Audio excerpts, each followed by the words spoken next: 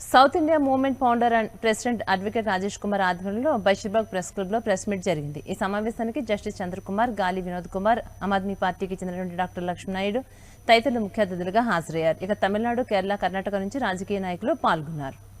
For example మనం south India నుంచి మనం టాక్సెస్ రేస్ చేస్తున్నాం.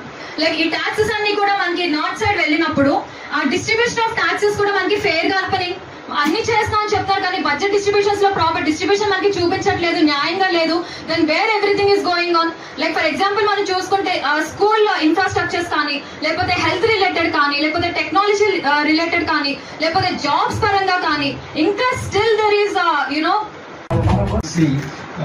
Indian ocean, that's the bay of Bengal, ఇవన్నీ కూడా ఉన్నాయి. సో అన్ని రకాలైనటువంటి ఇండియా డెవలప్మెంట్ కావడానికి ఉన్నటువంటి అవకాశాలు మన భారతదేశంలో ఉన్నాయి.